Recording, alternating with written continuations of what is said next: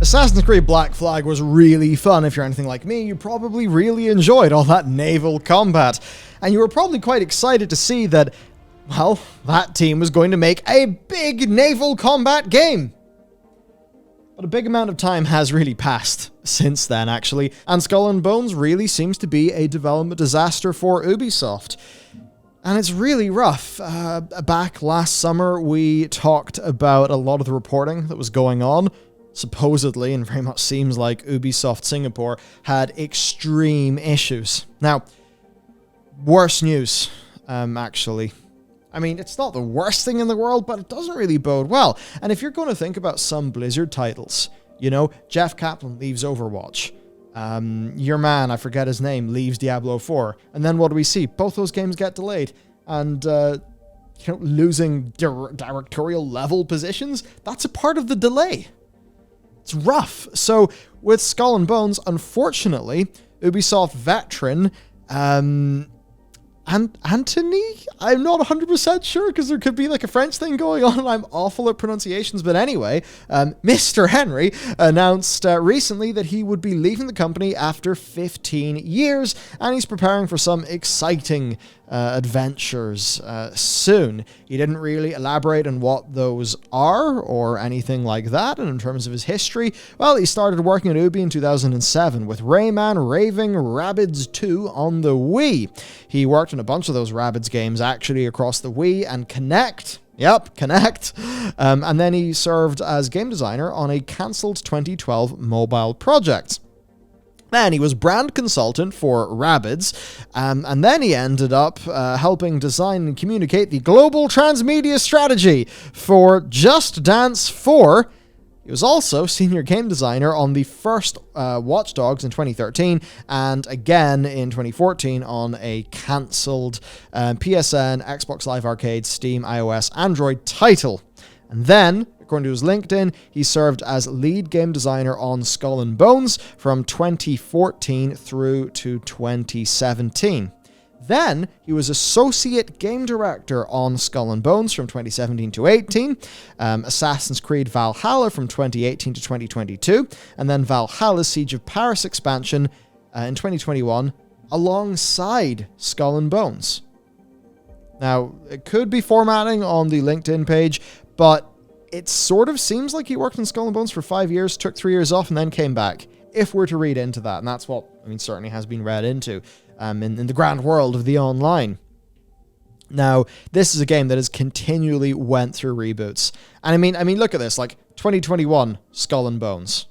Transversal role to support the direction, directly managed 3 designers, provided guidance and mentoring to refine the core game loop, responsible for multiplayer social aspects of the game, defined live strategy, coordinated design communication with partner studios, right? So that's pretty major and seemingly at the same time as he's working on Valhalla.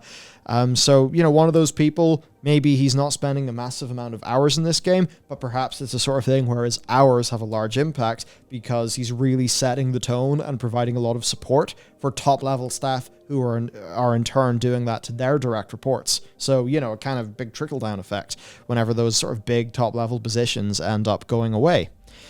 As for what this actually, means or anything like that, it's kind of hard to say exactly, but Skull and Bones has had almost nothing but bad news. Constant delays, and then reports of an absolute hellscape of a studio in Ubisoft Singapore. One where, just some really, really rough stuff, including the Singaporeans not being particularly well treated as well. So for this, the circumstances of his departure aren't that important because really it does look like he's just off to a new thing after 15 years at the company.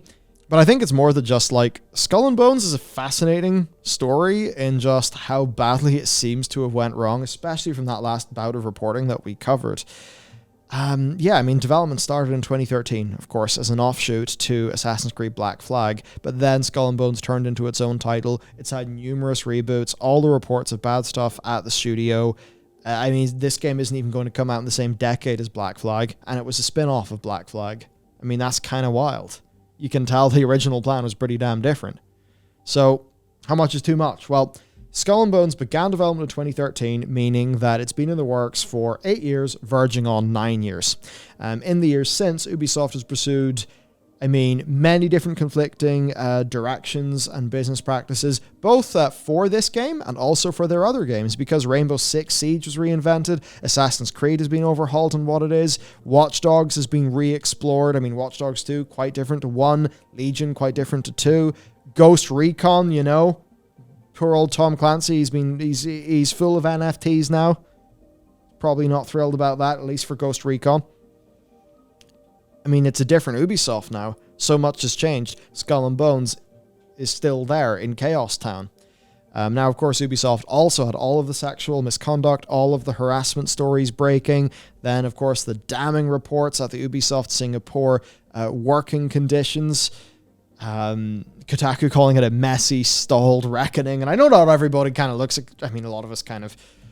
It's quite a lot of what Kotaku do, you just sort of sometimes roll your eyes at, but I think this is a pretty fair summation of all that we know with Ubisoft.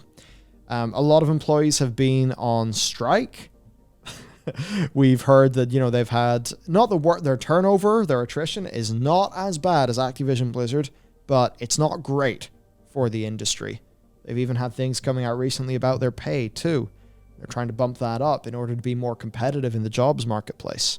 And all the while, Skull and Bones has been ticking over in the background, seemingly struggling to keep up with the overall industry, to the point where, look, when this thing comes out, is it going to be a game fit for the 2022, 2023, or 2024 games market? And in order to make it fit for that market, will they have to do another overhaul that might delay it to 2027? And then suddenly it's the year 2500 and we're still wondering what Skull and Bones is going to be. But a Kotaku report last year stated that Ubisoft had already spent over $120 million and the numbers only went up since. Is it just sunk cost fallacy? To be honest, it seems to me like they just need to put a hard date in this game, pick a direction, and just ship the damn thing.